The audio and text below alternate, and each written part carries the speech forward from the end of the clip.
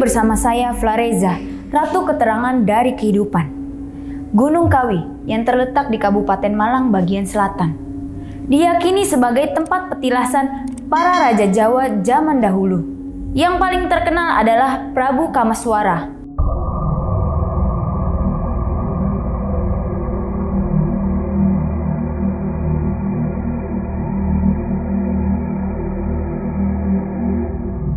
Salah satu situs peninggalan yang terdapat di Gunung Kawi, yaitu sebuah keraton yang terletak di ketinggian 700 meter dan makam Eyang Sujogo.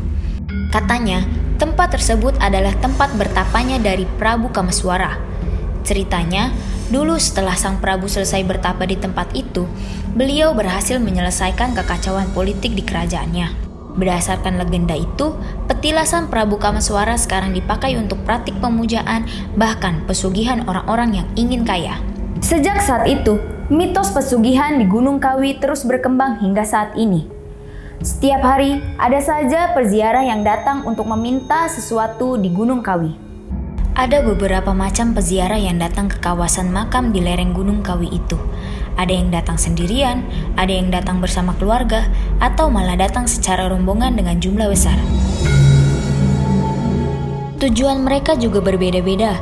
Ada yang khusus berdoa mengharapkan keberkahan, ada juga yang sekedar wisata. Ketenaran Gunung Kawi sebagai tempat pesugihan sudah tersebar ke antero negeri. Terlepas dari benar tidaknya praktik tersebut, konon sejumlah orang yang datang ke petilasan Eyang Jogo menyampaikan perbedaan yang dialami sebelum dan sesudah mereka datang ngalap berkah ke Gunung Kawi. Mereka yang datang khusus untuk berdoa biasanya sudah menjadi langganan, atau tidak hanya berkunjung sekali saja ke Gunung Kawi. Masing-masing orang memiliki jadwal rutin ziarah ke petilasan Eyang Jogo. Golongan ini biasanya terdiri dari orang-orang yang merasa mendapatkan berkah dari ziarah yang dilakukan sebelumnya, entah berhasil bangkit dari kebangkrutan atau usahanya semakin berkembang setelah ke Gunung Kawi. Konon, kemujuran dari wisata ngalap berkah juga pernah dirasakan oleh pemilik bisnis rokok yang bernama Ong Hok Leong di tahun 1950-an. Alkisah, bisnis rokoknya sedang merosot dan hampir bangkrut. Dia lalu berziarah ke Gunung Kawi, dan di malam harinya ia bermimpi melihat buah bentul. Penasaran dengan mimpinya itu, Ong Hok Leong bergegas menanyakan perihal mimpinya kepada juru kunci gunung, yang mengatakan bahwa si pengusaha rokok itu harus mengganti merek rokoknya menjadi. Mendengar petuah tersebut, Hok Leong mengubah merek rokoknya menjadi bentul pada tahun 1954. Sejak saat itu, pabrik rokok bentul terus berkembang semakin tenar. Selain bos rokok bentul, ada pengusaha lain yang sekarang jadi orang terkaya di Indonesia, juga melakukan ngalap berkah di Gunung Kawi. Terlepas dari benar atau tidaknya misteri-misteri itu, salah satu hal yang pasti bahwa pesona Gunung Kawi telah mengundang banyak wisatawan maupun perziarah, yang tentunya menjadi ladang rezeki bagi warga setempat.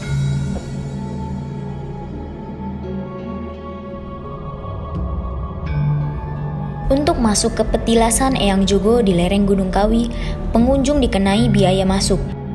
Pihak pengelola juga menyediakan paket-paket khusus untuk syukuran yang akan diadakan oleh perziarah. Dari berbagai informasi, sebenarnya tidak ada peraturan tertulis atau peraturan yang bersifat khusus mengenai hal-hal yang harus dipersembahkan perziarah ketika berkunjung ke Kawi. Tetapi dalam kenyataan, banyak perziarah yang meyakini persembahan-persembahan itu penting bagi ritual ngalap berkah. Peziarah yang doanya terkabul setelah melakukan ritual di Gunung Kawi biasanya menggelar syukuran di sana. Mereka bisa memilih jenis makanan apa yang akan mereka pesan kepada pihak pengelola. Menu syukuran mulai dari ayam besek, tumpeng kambing, bahkan sapi. Satu besek ayam dibanderol dengan harga Rp85.000. Selain paket makanan, pihak pengelola yang juga keturunan Eyang Jogo juga menyediakan fasilitas gelaran wayang kulit. Jadi apabila hajat atau ngalap berkah terkabul, perziarah harus menuntaskan nazar atau pelunasan janji dengan menggelar pertunjukan wayang kulit. Biaya untuk menyelenggarakan pertunjukan wayang kulit di Gunung Kawi dibanderol dengan harga Rp3,5 juta setiap kali pentas. Kadang dalam sehari ada beberapa kali pementasan wayang kulit. Pementasan itu bahkan tetap digelar, biarpun tidak ada penontonnya. Wah, lumayan juga ya untungnya.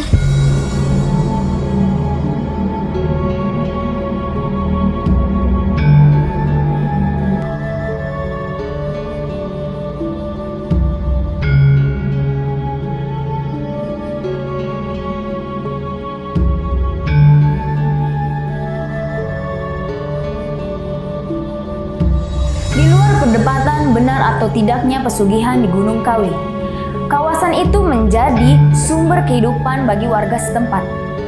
Nah, itu sedikit cerita tentang Gunung Kawi yang cantik tapi penuh dengan misteri.